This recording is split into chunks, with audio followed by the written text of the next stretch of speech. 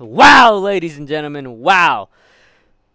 We just seen probably the biggest upset in all of UFC history, all of MMA history, all of combat sports history of all time, man.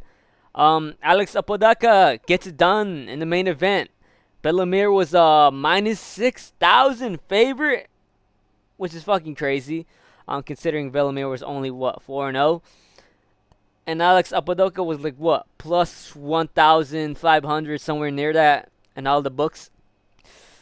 As for the rest of the card, we got a lot of finishes. It was actually all finishes except the main event. Knockouts and a really, really huge upset of all time, dude. And you would think that would make it that this Contender Series Week 3 of 2026 would be the best week of Contender Series of all time. But I don't know. I really wasn't entertained, dude. All the giant favorites won except maybe Guillermo Uriel, but even still, he was still a favorite. He was like minus 200, I think. But this was the closest fight, and he ended up finishing that shit real quick. And the other ones, dude, the guys who we thought were gonna win, won and did it really, really dominantly. If I'm gonna be honest, yeah, this is kind of weird because last week we had some underdogs, right? And I wouldn't say they didn't have a chance to win, right? I'd say they're underdogs for reasons, but they still have a fighting chance. With these guys, these losers, these bums, they were actually really trash, and there's no way they were gonna win, right? But first fight we got was Nick Galante versus Carlos Petrozola. 15-1 Petrozola. Can't find any tape on this guy versus Nick Galante, who was coming from a pretty good organization and CFFC, I think. Yeah, CFFC. I think he was a champion too. And he just knocked this guy with a powerful right hand, dude. A right hook that sent him down on his ass. And Galante just finished it with crazy ground and pound and just knocked Petrozola out, dude. Yeah, Nick Galante got it done in less than 40 seconds. It was a pretty crazy KO. It was a pretty crazy KO, if I'm gonna be honest. A nice right hook. But I mean, I did pick Petrozola, but that was only because there was no tape on it, and I was like, why not? We have seen some upsets, but turns out he's actually really trash, and that was a pretty bad prediction by me. But yeah, dude, I wouldn't say fraud check because everyone kind of knew that he's only gone up against bums, and Nick Galante did what he was supposed to do, knocked him out, and he got signed by Dana White. Dana Blanco, second fight of the night, dude. Ronald Humphrey versus Alexis Miranda. Miranda, one of the bigger underdogs, plus 835. He actually didn't do too bad. He didn't go down without a fight. But ultimately, he was just outclassed basically everywhere. Ronald Humphrey immediately goes for a fucking explosive takedown. Takes down Miranda. Miranda is able to kind of, wiggle his way up against the fence and, get up. He also landed a couple of strikes, a couple of body shots, a couple of jabs and whatnot. But, Humphrey he's just an athlete, dude. The difference is night and day between Miranda and Humphrey, dude. Miranda looks slow. His striking, I don't know, it looked weird, it looked funky, and Ronald Humphrey just looked like an athletic specimen, dude. He looked like an athletic specimen. He was explosive. He had some really big shots. He made Miranda bleed bad, dude. If you saw that, you rewatched the fight. You rewatched the fight. He was bleeding bad. Put blood all over the canvas, and Humphrey was ultimately able to get his, I think, back, and then he was able to get the rear naked choke, dude. But yeah, dude, good for Humphrey. He was only 4-0 to be honest, but he's gone up against pretty good comp. Can't say the same for Alex Miranda, but yeah, dude, looked pretty good, dude. Looked pretty good. He's only he's 5-0 now. He did it against a 9-2 guy, which I think is pretty good, dude. He's going up against really good comp, and he did what he was supposed to do easily.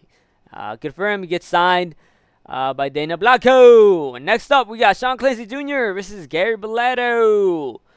Sean Clancy Jr., you could tell, and starting the first round, throughout the whole round. He was just trying to land that knockout blow, dude. All of his shots were just, single shots. He was landing. He's throwing crazy shit, dude. He really does have a big bag of tricks. He was throwing fucking head kicks, fucking question mark kicks. He was throwing everything with power. His hooks, whatnot. And yeah, dude, he looks huge for the division. And for the welterweight division, he's only 23 years old. And against Gary Bellato didn't do too bad. I'm gonna be honest. He was, kind of landing on Sean Clancy Jr.'s face. Sean Clancy Jr. is really pale, so you could really see, the redness in his nose. And Bellato was doing good work. I'm gonna be honest. But ultimately, in the second round, Sean Clancy Jr. just decided, let me just get the takedown. Got it easily against Bellato. Took him to the ground. And yeah, dude, ultimately got a full mount. Started landing some pretty crazy elbows, some crazy ground and pound, and that's all she wrote, dude. Keith Peterson, I think, was he just called it. And yeah, that's about it. Sean Clancy Jr. gets it done. He seems to be pretty good everywhere. I feel like, maybe they should have put Sean Clancy Jr. against Ronald Humphrey. That would have been way better. But for some reason now they're just giving all these, good up-and-comers absolute cans, dude. This is probably one of the most obvious, fight cards where they just gave him shitty-ass comp, dude. But yeah. Next one! Guillermo Uriel gets it done over Mario Pizan. What was Mario Pizan's game plan, dude? He literally just put his head into a guillotine into the arms of Uriel, and Uriel, just got the standing guillotine, essentially. Choked out Pizan.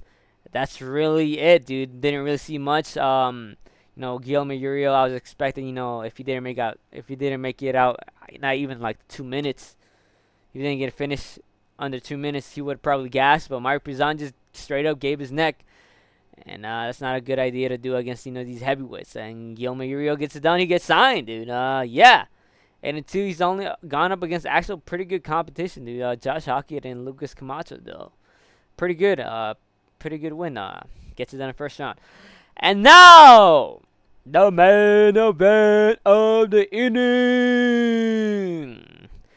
Alex Apodaca, huge underdog, plus 1,450. Bellemere was at literally minus 6,000, but here says minus 4,000. Yeah, dude. It's a crazy upset in that it's, Bellemere was probably the biggest, favorite of all time to lose, right? Yeah, dude, it was crazy. I had no idea what her game plan was going into this. By the second round, she ultimately just got lit up by Alex Apodaca. Apodaca was just a way better striker. She defended all of Bellemere's takedowns, pretty good. Bellemere just kind of tried in the first round. In the beginning, she tried to, I don't know, like finish. She tried to finish Alex Apodaca on the feet because she was throwing crazy, right? But after that, she didn't really have much. She kind of just gassed out after the first round. And I'll be honest, dude, as much of a huge favorite that Bellemere was, I don't know. It doesn't seem that big because, she was 4-0. Alex Apodaca was 3-1. Apodaca was 10 years basically older. And Bellemere, dude, I mean, she's only 23, right? But supposedly, Dana White even said it in the post-fight that, they've been basically trying to build up Bellemere since she was literally a baby, dude. She's been around MMA her whole life. Pretty sure she's done jiu-jitsu. She's done wrestling. She's been in the NCAA. I remember before even the fight started, the commentators were like, she said she wanted to be a boxer, best boxer of all time, boxing champion, a wrestling Olympic champion, an MMA champion, and she came out and just fucking looked like shit. I'm gonna be honest, dude. Yeah, dude, where were the takedowns, dude? Especially in the first round, right? She did, try to go for some, but she didn't really put any mustard on it. And Alex Apodaca just looked way more experienced, even though she's just 3-1, dude. She looked way better on her feet. But even saying that, right? I'd say it was as much of it was a unanimous decision. I only think she just slightly did better than Bellemere in those 3 rounds, dude. Maybe she had like 4 or 5 shots that she landed more than Bellamere. And Alex Padoka, dude, crazy underdog. I wish I would have put money on this, but you know, I didn't really do too much research. I just assumed, you know, Bellamere's been doing this shit her whole life. So, you know, she's the grappling phenom. She should have been able to take down Alexa Padoka, but apparently not, dude. Apparently not. And, you know, just riding the coattails of the Mirror name, dude. Because other than her last name, dude, there's no reason for her to be on the Dana White's Contender Series, dude. She was obviously super green. You know, she's still young, so she can still work on it. But, yeah, dude. They ended up signing Alexa Padoka, but Alexa Padoka didn't even seem that good, dude. It's not like she dominated Bellamere. She just, you know, landed more strikes again, and she just won you know, a decision, right? Unanimous, but I feel like it was still kind of close, right? But yeah, dude. Congrats to Alexa Padoka. She gets it done. She got signed to the UFC at 4-1. I don't know, dude. I feel like she gets kind of she gets slimed out by anybody good, like top 10, even top 15. I don't think Alex Padoka is ready for the UFC. You know, despite her beating Bellamere, Bellamere just turned out to be kind of not that good, and I don't know who she beats, dude. I don't know who she beats, but good for her. Good for her. And yeah, that's about it. Dana White's Contender Series. I'm not gonna lie. It was alright. It was alright, but nothing really kind of, you know, other than the finishes, you know, the first fight, you know, the first round knockout for Galanti. That was pretty sick. Then Humphrey, the annihilation of over Miranda. Clancy Jr., you know, he looked really good. He did what he was supposed to do. Pisano did, you know, put his neck into Uriel's arms. And then Polka, you know, the big underdog gets it done. But I don't know. I wasn't really that entertained. I'm going to be honest, dude. I'm going to be honest. But, yeah, I'll give this thing a 6 out of 10. And, yeah, that's about it.